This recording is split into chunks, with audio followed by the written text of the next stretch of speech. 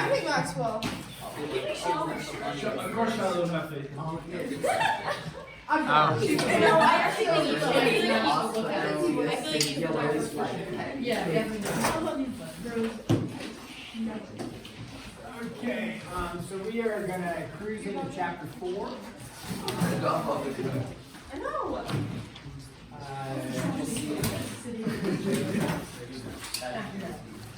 All right, so chapter 4. Here we go. It is congruent triangles. Okay. Congruency. You think of congruency as equality. We talked about similar polygons, remember? Yeah, we're talking about similar polygons. What do similar polygons have? Same angles,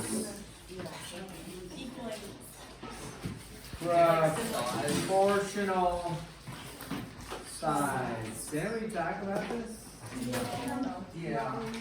Maybe like Wherever you go. Polygons, yeah, triangles that are similar have the same angles at proportional sides. Chapter 4 is going to talk about congruent triangles, and congruent triangles means that they are actually the same.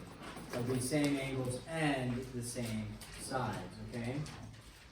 So, angles and triangles, we've talked about some of this stuff before. We're going to put a few of these things up on the board, and most of this initially will be review. 4.1 is angles and triangles, okay? So the angles that we deal with in triangles, angles in triangles. So if you have an acute triangle, you guys remember drawing an acute triangle, and then on the test I asked you to label it such that it's acute. What that means is how many acute angles does an acute triangle have? 3. 3, yeah. An acute triangle would have 3 acute angles. So maybe something that looks like this. And then if you were to label it, like I would say label it, you would make up angles. You don't actually have to measure it. So you'd say maybe like that's 50 degrees. And that's, what would be the issue if I said that's 30 degrees? Good, we've got 2 acutes. But then what would happen? The other one would have to be 100. Yeah, the other would have to be 100, so would that work for labeling? No, so we couldn't do that, right? So you'd have to make up numbers such that maybe you go 50 and you could go 50 and 50 or 50 and 55. And so then this one would be 75. And now you've got an acute triangle, right? And then we talked about a right triangle. This is also a review, a right triangle. How many right angles can you have in a right triangle? 1, maximum of 1, right? So here, and then we all know, hopefully all know the symbol. That identifies it as a right triangle. The other 2 angles, note on that, those other 2 angles are complementary, right? Because what does complementary mean?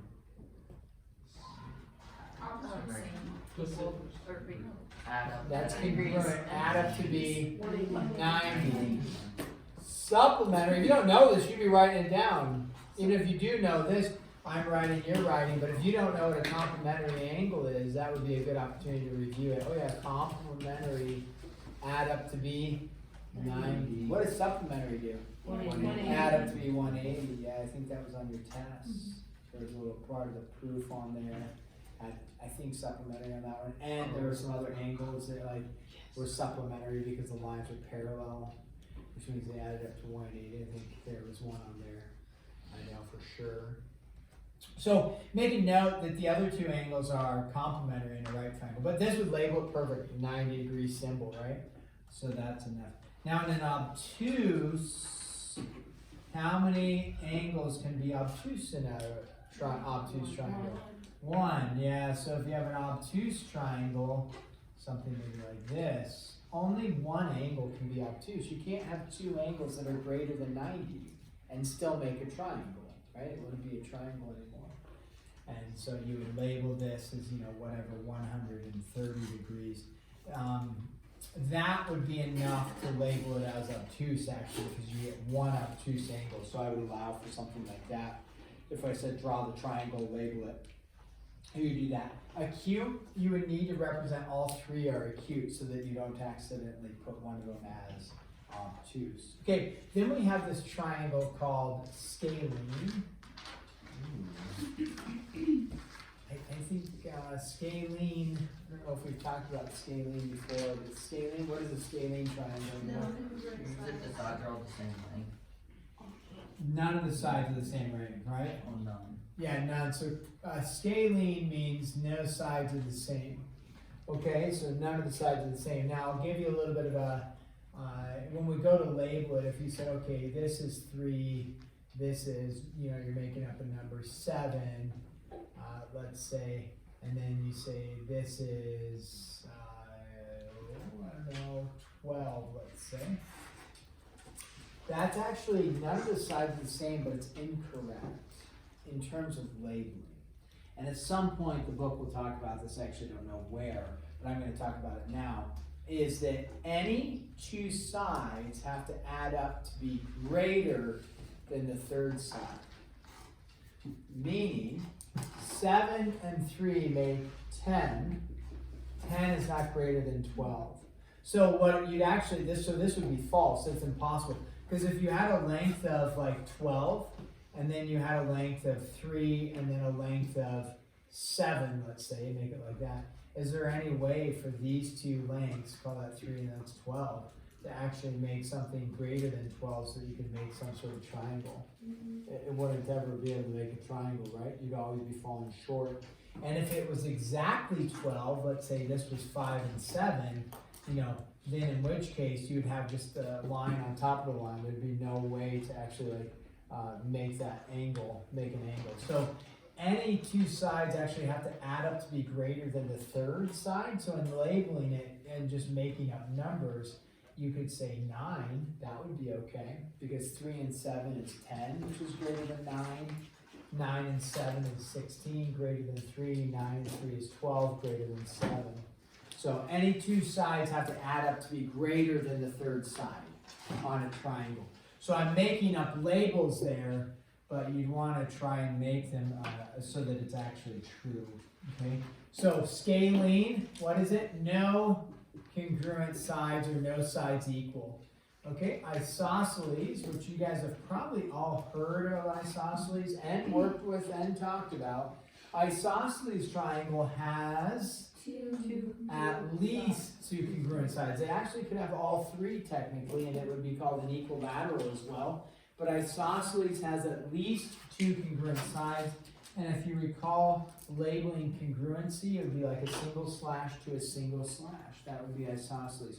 So at least 2 congruent sides, okay?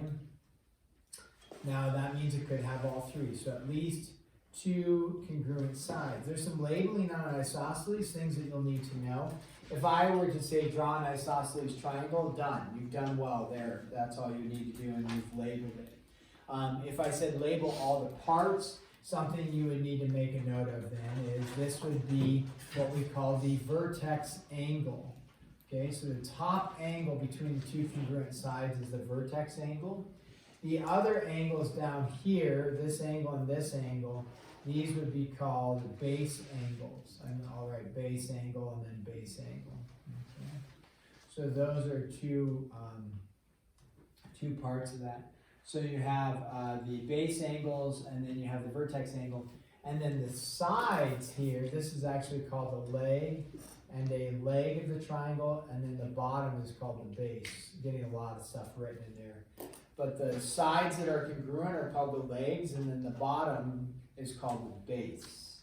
Okay. That's actually also true, which I should have gone back and labeled. I kind of got just glossed over it. But back to the right triangle, we'll fill in some stuff. What's the side opposite of the 90 degree?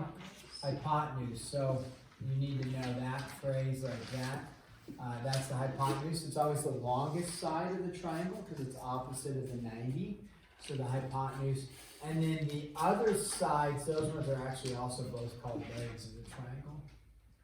Now, in a triangle that is scalene or acute or obtuse, they're just called the sides of the triangle. They don't have a special name, they're just called the sides. But when you get into a right triangle, yeah, you have three sides, but two of them are legs, one's a hypotenuse, isosceles, two of them are legs, one is a base. Whew, okay, we're doing good, guys. Here we go. The last one we want to do is equilateral. Equa means what? The same, equal. Lateral means side, right? So lateral movements would be side-to-side movements. So equilateral, it means just equal sides. And in an equilateral triangle, it means all three sides are the same, which means same, like that. And that would be enough to label it if you wanted to make up numbers on there. You know, you could say a 5, 5, and 5. You could pick numbers 4.2, 4.2, and 4.2. But that would be enough to label like that on the test. Would be great. In that, an equilateral is also isosceles. Yeah, it is an isosceles. But if it's equilateral, yeah, we would usually just call it equilateral, but it's also what? Acute. Acute, you bet. What's the angle measure on equilaterals? 60. Yeah, so make a note of that. You wouldn't have to label that, but you could if you wanted to, but make a note, it's always going to be 60 degrees. Those aren't made up numbers like we were making up angle measures to fit to be 180 total. On an equilateral, it's always 60, 60, and 60. Okay. Yeah. What's up? It's just low battery. No battery. It's still going. I think it's still rolling hard. If not, then it is what it is. We're not going to plug it in. Okay, they also talk about, I was looking for where they reference that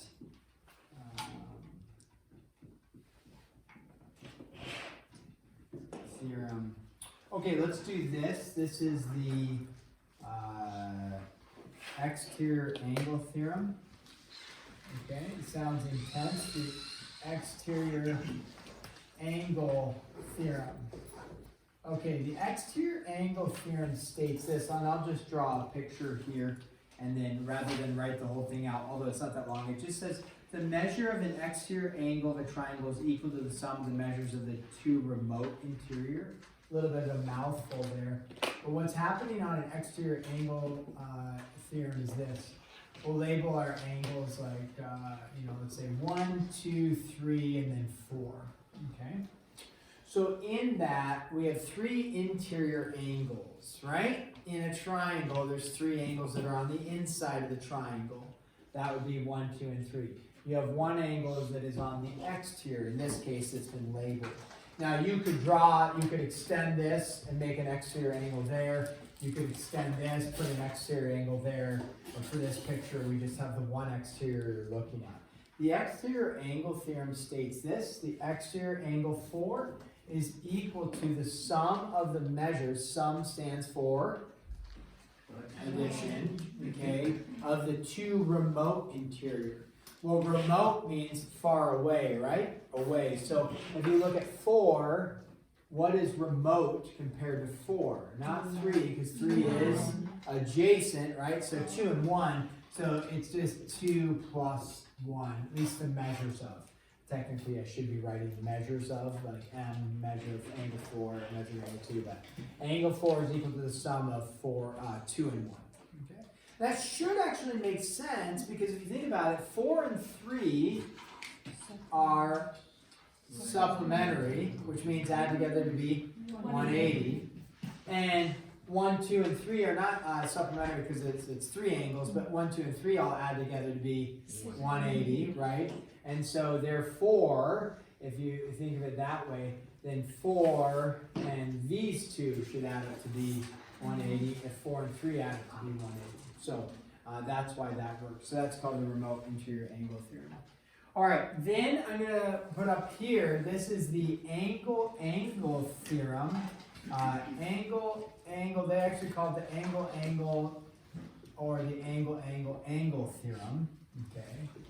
And what the angle theorem is, it just states if two angles of one triangle are congruent to the two angles of the other triangle, then the third angles are congruent. It's really logical. This is very logical. It's not like in-depth, confusing, or it shouldn't be. I think it will make sense for us. So if you have this, the triangles don't actually have to be the same size. They don't have to be congruent triangles. But we could state this. If we draw two triangles, so I'm making them look a little bit different in size intentionally, so that you don't think they have to be the same size. I'm going to make up a couple numbers here. I'm going to call this 70 degrees, and we'll call this one 60 degrees, okay? So the angle theorem states this. If you have two angles, a 60 and a 70, and then you have two angles, 60 and a 70 as well,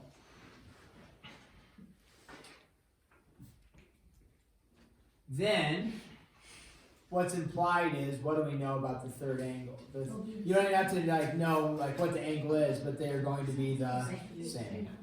Yeah, so it's not yeah, that makes sense, right? If these two angles are equal to these two angles, what do you know about the third angle? Now, what I'm going to do is I'm going to call this x and call this y, so that we can, rather than writing the number in there, but if we know this is true and this is true, then we know x has to equal y. Okay? Angle x equals angle y. So that's all the angle theorem is. Now you're kind of like, well, yeah, duh. Maybe you're saying that. Maybe you're not even paying attention. You're just kind of existing. Some people nodded for that one. So that's okay. We have to have all these rules in place and theorems in place, truths about geometry and mathematics in place. As they're discovering, they're like, well, if this is true and this is true, then this is true. Okay, that's a hard fact. Now, the facts get more intense and more difficult, right? And you build on mathematics, but it's all built on hard facts that are true. There's no way around this. We can't make it up. Like this and this, therefore this is equal to that. Okay, we've got that truth statement.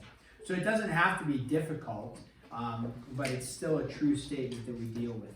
Okay, they also talk about the Pythag theorem. I don't know if they formally talk about it, but in the homework they'll reference it. Anybody know, and they'll probably talk about it in greater detail, Pythagorean theorem, we usually just say Pythag theorem like this. What kind of triangles does the Pythag theorem work with? Yes? Right triangle. Right triangles, yeah. So right triangles, you probably have all seen this, I believe, most likely. It's one of the most standard theorems. And most people memorize it as what? A squared plus b squared equals c squared, yeah. And that is the Pythag theorem. However, so you don't have to actually write this. I just want to put it up there like this. If you saw this, is it actually a squared plus b squared is equal to c squared if you saw this picture? No, in this case, it would be what? A squared plus c squared is equal to b squared. Now, when we memorize the Pythag theorem, though, as everybody stated, it's always given as a squared plus b squared is equal to c squared. I put this up there just to say, wait, let us understand what it's stating. It's saying you have a right triangle and it's leg squared plus leg squared equals hypotenuse squared. There's nothing special about A, B, and C and where they land. It just is a way to memorize it that they have an ABC triangle where C typically is your hypotenuse. And that is genuinely the way it goes in mathematics. But you can mix it up, no problem, showing you that A squared plus C squared is equal to B squared. However, if you were asked by anybody, hey, what's the Pythag theorem? Everybody's going to say A squared plus B squared is equal to C squared. That's because usually when it's written, we write it like this, where that's the A, that's the B, that's the C, and then you say leg plus leg squared is equal to the hypotenuse squared. So that's our Pythag theorem. So if I asked for the Pythag theorem, you would give me this. If you wanted to mix it up and be spicy, you could give me this, but you'd have to probably state, you should state that A and B are the legs. A and C are the legs, and that B is the hypotenuse. Now with this, we have what we call Pythag triples. Again, I may be getting a little bit ahead of ourselves, but the book kind of talks about this. I want to put this in there now. Pythag triples, I have a piece of paper over here, which you can't see on the screen, but that's fine. It is simply a tool to memorizing right triangle measures and when they're integral values. I say integral values, but that's not even integers, so you don't have negative lengths on triangles. So it's not integral values, it would be natural number values, counting number values. So Pythag triples are only an easy way to memorize when you have natural number values, meaning no fractions and no decimals, no radicals. So you can memorize, and they're probably hard for you to see up here, but they have a Pythag triple as a 3, 4, 5. Meaning this, when they say up there a Pythag triple is a 3, 4, 5, what they're referring to is that measure in a triangle always forms a right triangle. Always. You would never have a 3, 4, 5 in a triangle that isn't a right triangle. So a 3, 4, 5 always makes the right triangle, and you know which one is your hypotenuse because it's always the longest one. So you would have that. Where it comes into play for speed, if you will, of memorization, there's a fair amount of problems you end up seeing. You would see a triangle like this, and you're like, okay, they tell you, hey, this measure is 5, it's a right triangle. This measure is 4, find X, let's say.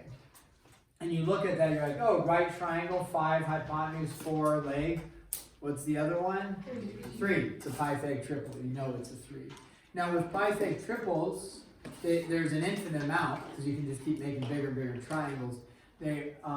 One thing to remember is you can also do multiples of the 3, 4, 5.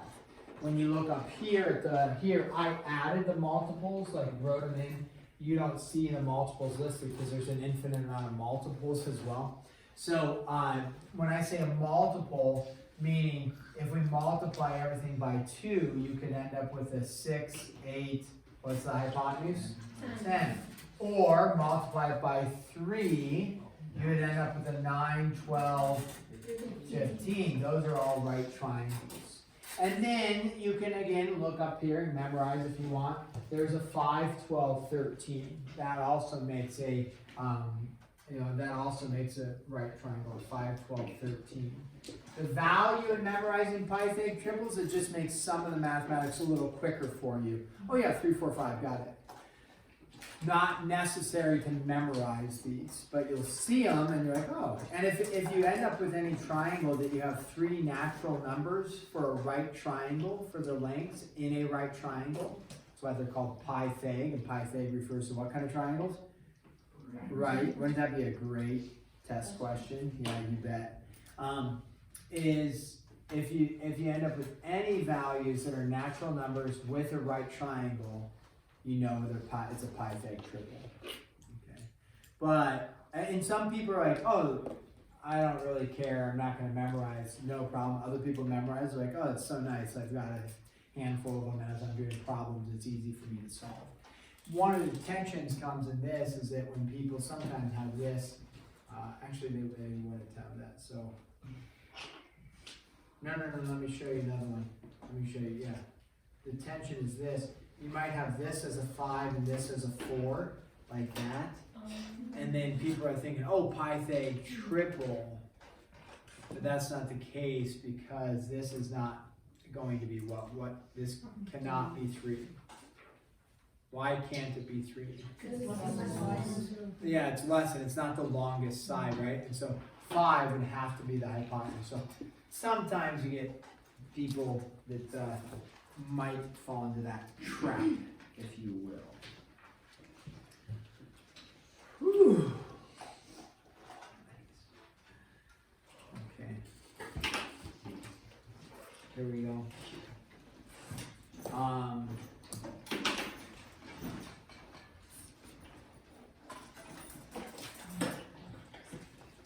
Let's give you some homework problems to start considering.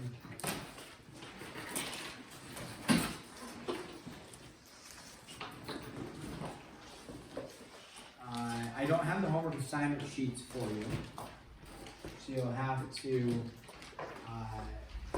bear with me on that for now. We're going to be on page 165 though, and then we're going to have numbers.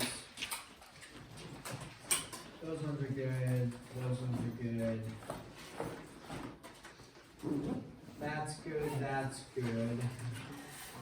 Sorry, too many good ones. Let's do this, 1 through 10 all. Those ones are just classifying some triangles. Then let's go with piece this together, guys. Numbers 11 through 15 odd. Okay. And then I want you to look at numbers 17 and 18. And throw a proof in there. Yeah. Yes. Yeah, got it. And then numbers 23 through 29 odd. That looks pretty good. We'll skip that proof for now. Yeah.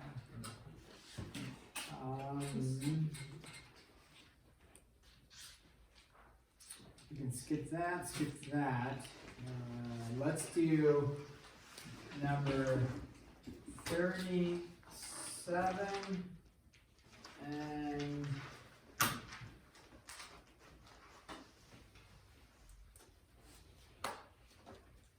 39. The two nice ones. And then, oh, that's a good exploration one. This one will be good. And then 42. Okay? Oh, it looks like a lot. It's not. It's just that we have multiple parts in that, right? You'll be alright. What we'll do is, for this one, why don't we make it, we can make it do Tuesday, so if we need to cover some, we haven't done like numerical examples. What I mean by that is like exterior angle theorem. I didn't give you an example with numerical values to solve, but you would use your understanding of that to like solve some of the problems. So why don't we make this due on Tuesday? This will give you a little bit of time. Again, to the procrastinator, it won't be helpful to procrastinate and wait till Monday night to do it and then be confused. We might put in some examples on Monday, but I don't know if we will. But if you come in and say, hey, I've got some questions, then I can help you Monday during work time or maybe at lunchtime, so to make sure to eliminate any confusion on Monday. So take a look at them and see how you do, and then if there's confusion, you can try to pick up the pieces Monday at some point. And then we'll be looking at 4.2 together on Monday. Okay? Now, and then Tuesday's our last day for the week, right? And we won't have a new chapter assessment or anything. We'll just do the next section on Tuesday. And then we'll be done for 5 days. And then volleyball, maybe make it to divisionals. And then football.